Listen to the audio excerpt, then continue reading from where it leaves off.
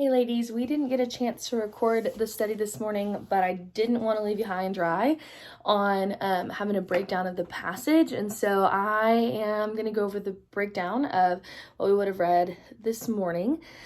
Today was the start of week 5. We're going to be in Romans 3, 9 through 31 over this week, but today we're in verses 9 through 20.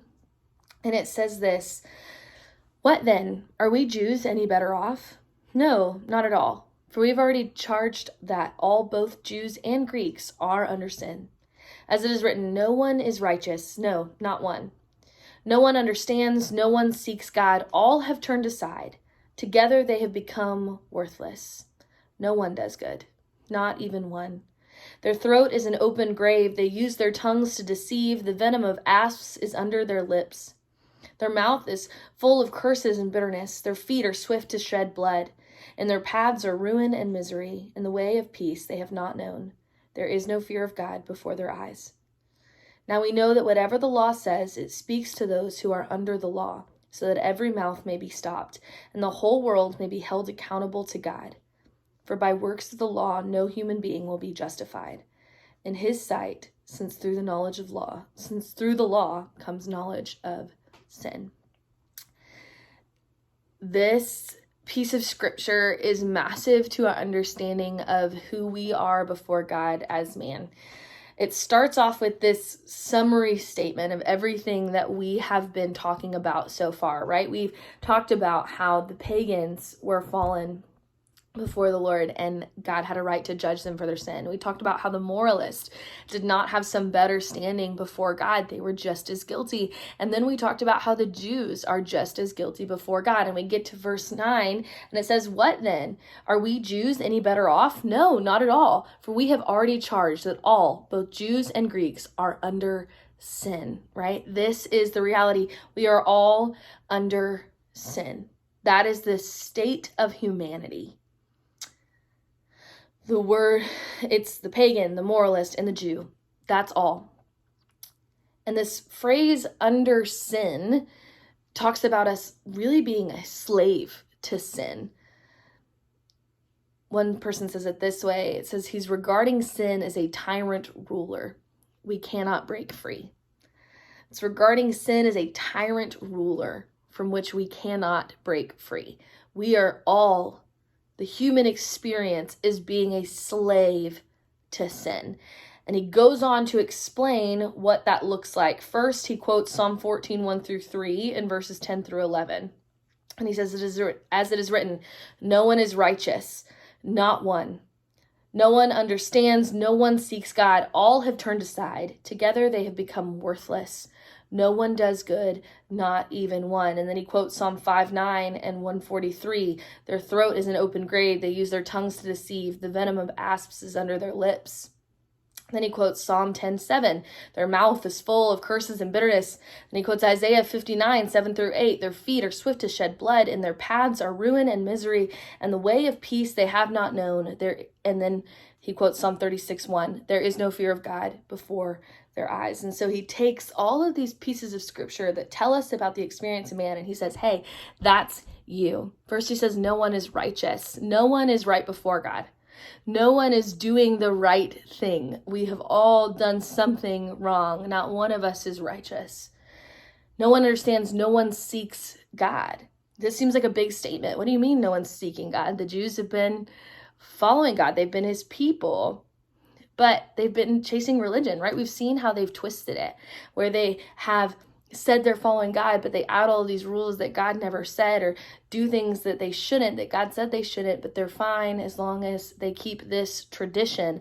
They've been chasing a God of their own design. They haven't been chasing God. No one is really seeking God. All have turned aside. Together they've become worthless. This word worthless has this connotation of being rotten fruit. We have become permanently bad as a result of being a slave to sin. Rotten fruit. All have turned away from God. Everybody. You, me, every pagan and moralist and Jew. All of them. We have all become rotten fruit as a result of sin. Permanently bad, tainted. No one does good, not even one. Jesus is the only person to ever actually do good. And then he starts to say that our whole body is rotten before the Lord. He's going to talk about our throat, our tongues, our lips, our mouth, our feet, our eyes. All of mankind's body is guilty. Their throat is an open grave. They use their tongues to deceive. The venom of asps is under their lips. Their mouth is full of curses and bitterness. Their feet are swift to shed blood, and their paths are ruin and misery, and the way of peace they have not known. There is no fear of God before their eyes. As mankind, we are wholly and completely opposed to God in our nature. We are wicked. We are rotten fruit. That is the state of man. And then he says this, now we know that whatever the law says, it speaks to those who are under the law, so that every mouth may be stopped, and the whole world may be held accountable to God. For by works of the law, no human being will be justified in his sight, since through the law comes knowledge of sin. We know that the Jews, for years and years and years, have been following this law God has given them that was designed to set them apart from the nations around them, right? When God comes to Abram, he says he's going to make him a nation of priests, that the Jews are supposed to stand out among the nations to reflect God's character, God's authority and God's character among the nations. And we didn't do that. And so what the law does, instead of making us righteous, is that it shows us our fault. Those under the law are intended to demonstrate the guilt of man. And the law is good. It is something good God designed. It's not something that we should be throwing away. The law does its good job. It shows us how broken we are. We can't keep it all. We're not good at all of it. We can't constantly do the right thing. The law allows us to be held accountable because it shows us our own fault. It says, for by works of the law, no human being will be justified. Here's the reality. We've already sinned. The law has already been broken. And so the law condemns us. We can't make up for disobedience with some obedience. Any disobedience has made us dirty before the Lord, right? And so we can't make up for how we've done it wrong by keeping some of the laws, because we've ultimately broken the law at all. And so it shows us our guilt because we go, oh, everybody has had to do something on that list. And no amount of doing the right thing in reverse is going to make us right before God. The law gives us knowledge of sin, but it doesn't save us. And here's the thing, we have been trying to be justified by acts of the law since we fell.